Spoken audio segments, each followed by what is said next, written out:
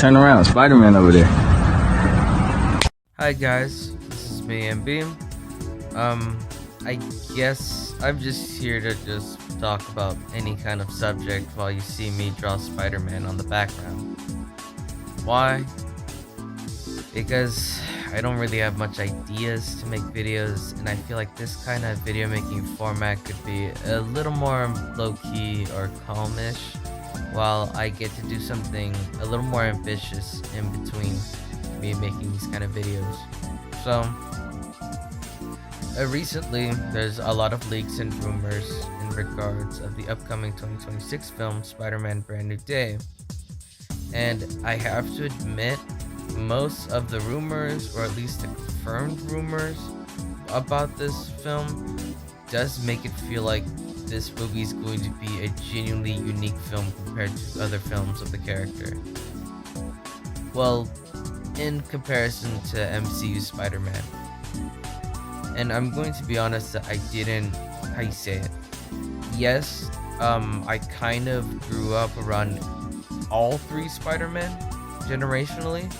I watched the Tobey Maguire movies when I was a kid, and also the Andrew Garfield ones. I might have watched it when I was way too young to remember about it, but it was around middle school when I watched Spider-Man Homecoming, which I enjoyed a lot because I liked Tom Holland's performance as Spider-Man and the novelty of him being a part of the Marvel Cinematic Universe, like getting to cross over with other characters. But throughout time, I started to just not like this version of Peter Parker because of its own creative decisions. Like, Tony Stark being his mentor, yada yada, Iron Boy Jr., the whole thing. A lot of people, it's a pretty tired talking point, but at the same time, it doesn't mean that it doesn't have any validity, or at least have a really good point. And it does seem like most of the creative decisions behind the three films aren't really based off from the comics, not even 616 or Ultimate. It might have been based off of Miles Morales in terms of early run, like his very earliest runs that is written by Brian Michael Bendis, but I haven't read that comic book storyline, so I'm not entirely sure. But what I am sure is that some of its creative decisions are based off of Spectacular Spider-Man, but most of it are just superficial details, and it still felt like it missed the mark on what made Spectacular Spider-Man special.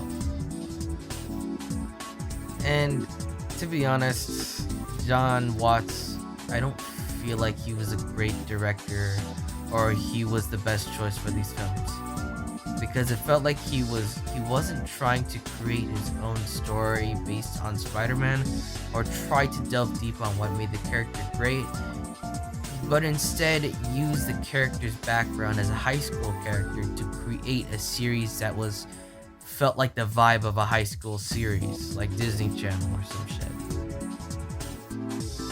But that's not Spider-Man, basically. Like, I'm just gonna be honest, it's not Spider-Man. Even when you read the original run by Steve Ditko and Stan Lee, which is the span of like 38 issues, it's like, how you say it, the only thing that was remotely high school related that was took in priority in terms of the original stories were just Peter Parker's rivalry with Flash Thompson, and him thinking about if he should be with Betty Brant or Liz Allen. And yes, I've been reading the Spider-Man comics recently. I think around maybe the beginning of college I started reading them. I just finished a run with Steve Ditko, and I'm starting off with Stan Lee and John Romita's run on the character, which is the beginning of Peter Parker's years in university, or like college. I'm enjoying it so far, but it still feels like I'm scratching the surface in terms of Spider-Man stories, or like learning about everyone. I already have like a grasp on understanding who Peter Parker is, and so is Flash Thompson, but I still feel like I don't completely understand MJ and Gwen Stacy.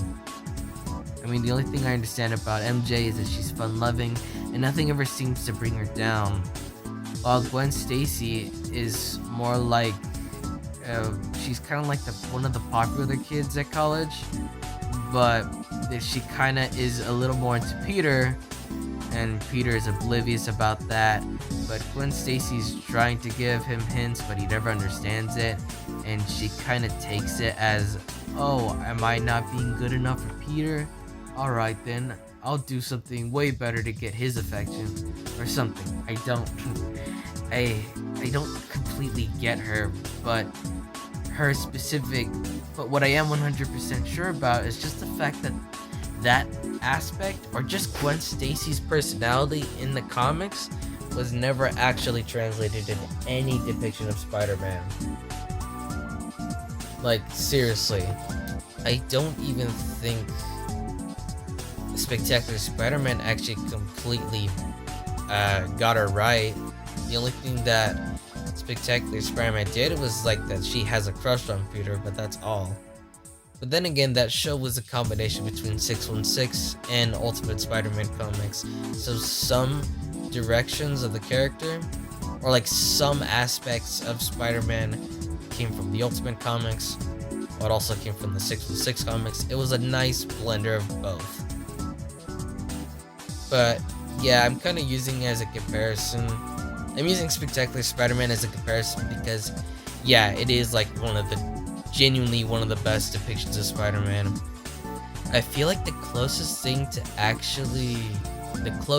to Gwen Stacy's personality from the comics is surprisingly Felicia Hardy from the 90s Spider-Man cartoon. Yeah, like, that's kind of where they got it from, or at least that's where they base Felicia Hardy's personality or attitude from. It's kind of weird knowing that, because I was rewatching a couple of episodes of the 90s Spider-Man cartoon, but I'm starting to hear Gwen's voice out of Felicia Hardy rather than, Felicia Hardy herself.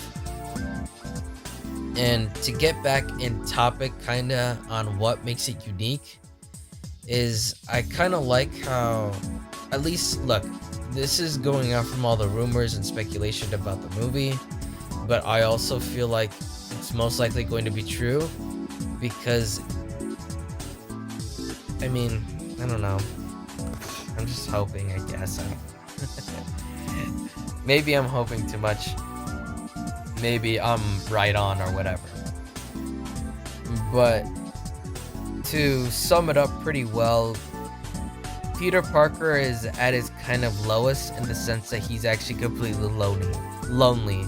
Like, he doesn't have anyone to talk to because every single documentation about him is gone, and now everyone forgot about him, and the only person that was family to him basically, died because of, Willem Dafoe's Norman Osborn being transported into this universe. Yada yada, whatever. And he's basically been doing all the street work in New York because I guess no one aside from Daredevil is doing any street justice in the MCU right now. I mean, yeah, it's kind of weird. I'm just saying that because we don't know what's happening right now in the MCU aside from street level characters, because you can kind of tell that Marvel Studios themselves are just throwing shit around the wall and see what sticks. And right now it seems like they're gonna they might be having a clear direction after Avengers Doomsday, but that's besides the point. It kind of feels like, anyways, about Spider-Man Brand New Day, it kind of feels like the movie itself is going to have a vibe that's pretty similar to Spider-Man PS4, in the sense that they're both heavily based on the Brand New Day era of The Amazing Spider-Man, which, if you don't know about, is a specific era of the character that took place after One More Day. The most hated Spider-Man story of all time or whatever, where it feels like Peter's having a fresh start, but at the same time, it just feels like the usual work for him. like dealing with low time villains while there's like one significant villain in between. You get what I'm saying? It feels like Brand New Day is going to have a lot of villains that are just going to be straight jobbers, and only one of them is going to be massively important. I mean, I'm just judging it because we know that the Scorpion, Boomerang, and there's going to be like a compilation of maybe Peter fighting a couple of small timer villains, and that's something that I kind of really wanted to see for a long time. Because I kind of see Spider-Man as that. He just fights supervillains that no one is going to pay attention to. No hero is going to pay attention to, but they're still tough enough to get away from the cops or whatever.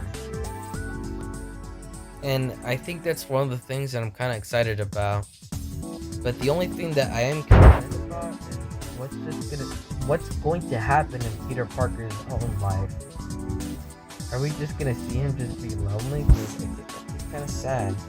I mean, I wouldn't mind if he's like established to be like really lonely, but I'd love to see a B plot where he's actually trying to make friends, or maybe even get into a relationship or something, like romantic or whatever. Because, you know, a Spider-Man story can't be a Spider-Man story without some soap opera. One aspect that I also do find interesting is the fact that we're going to have the Punisher and the Incredible Hulk in this film. I guess Punisher could be served as a different role in the sense that he could be a foil for Spider-Man, or demonstrate a different talking point of how to deal with criminals or whatever. And then Peter Parker just opposes him because, you know, he kills criminals and all that.